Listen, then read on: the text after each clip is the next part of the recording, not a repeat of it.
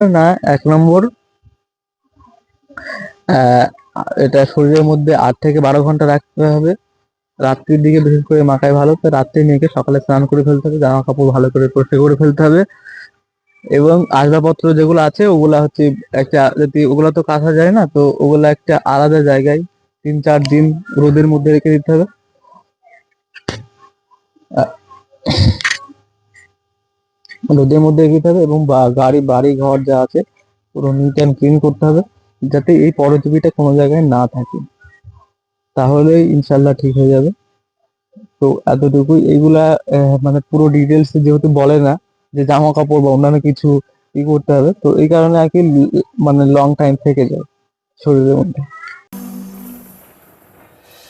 There's not a mother in this world who would watch her child cry in the street.